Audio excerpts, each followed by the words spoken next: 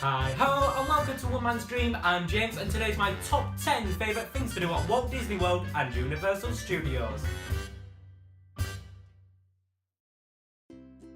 I've had a few people message me asking which one I prefer, Walt Disney World or Universal Studios. I'm not gonna lie, I do prefer Walt Disney World because I'm a massive fan of the Walt Disney Company.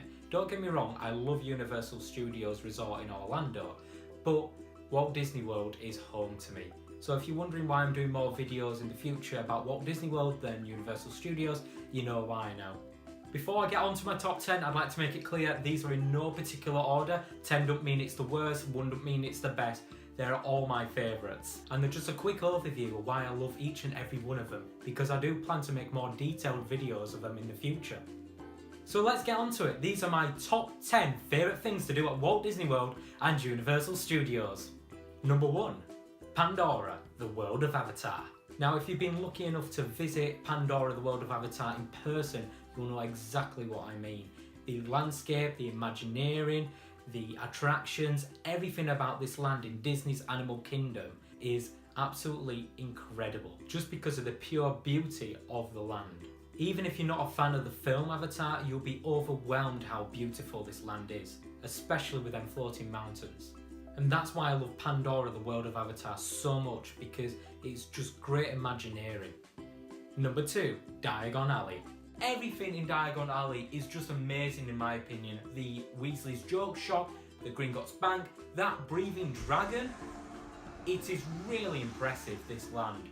Ever since Universal announced that they were going to input a Diagon Alley into Universal Studios, I was so happy because I'm a massive fan of the Harry Potter films. Number 3.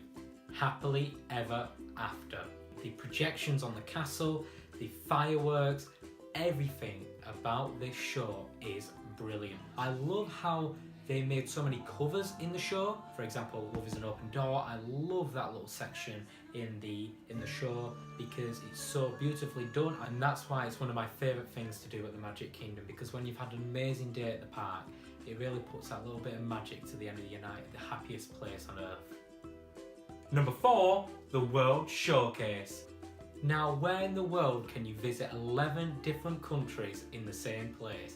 From Canada to France to the United Kingdom, just to name a few. Being British, obviously I love the United Kingdom, and there is a good old Yorkshire fish and chip shop there as well, which are actually very nice, you know, like considering us Yorkshiremen really love our fish and chips, they are pretty good.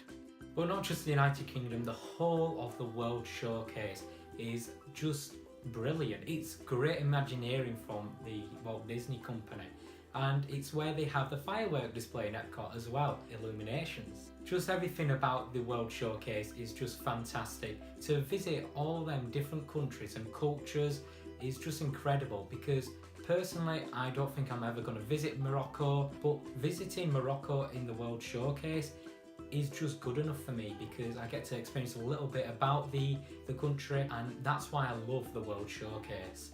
Number 5, the Festival of Fantasy Parade. Now, have you ever been to a Disney resort and not watched the parade? Well, if you haven't experienced Disney.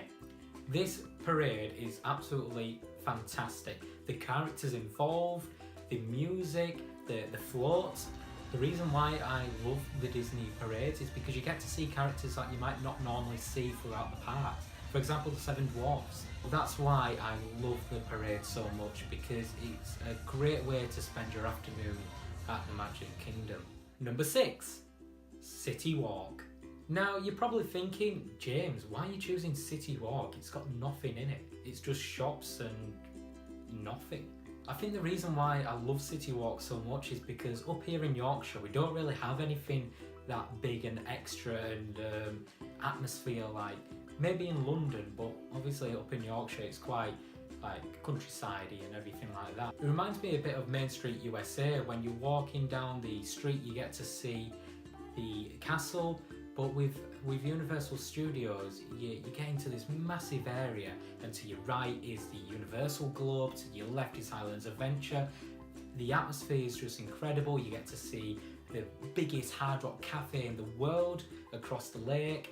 and it's just a great atmosphere. I know it's such a strange thing to say that it's one of my favourite things about the two biggest theme parks in the world, but it just reminds me of America and why I love America so much. Number 7, Main Street USA. Main Street USA is one of the most iconic views in the world. I do not care what you think, and it's one of my favourite lands at Magic Kingdom. From the Emporium to your left, which is, if you don't know, it's basically a massive Disney store, and all your little shops on the right hand side, like Starbucks, the bakery, the Plaza ice cream store, and just walking down that street is just amazing, and seeing that view of the castle. And there are so many great photo opportunities walking down that street, whether it's your first time, your 5th time, your 100th time. It's still magical. No matter how many times you've done it, you still get goosebumps. I get goosebumps when I walk down that street and see that view. Us Disney fans, we always say Walt Disney World is a home away from home, and it really is for me. Number 8, Sunset Boulevard. Personally, I think Tower of Terror is the most underrated view at Walt Disney World. I feel like no one appreciates it. Yes, we get pictures with it and it's a great attraction. Mickey's Sorcerer's Hat used to be the iconic view at Disney's Hollywood Studios, but since that got removed a few years ago, I do think that Tower of Terror has replaced that as the iconic view of Disney's Hollywood Studios. Just walking down that street just reminds me of America as well, because looking at the Twilight Zone Tower of Terror and the Citizens of Hollywood, and to the left of it you've got Rock and Roller Coaster, to the right is Fantasmic, which is a great show. Just everything about Sunset Boulevard, for me it's just a great place and a great street in Disney's Hollywood Studios. Number 9, Hogsmeade. Now, when you're talking about castles in Orlando, the most obvious one you think of is Cinderella Castle. But Hogwarts Castle is a great castle as well.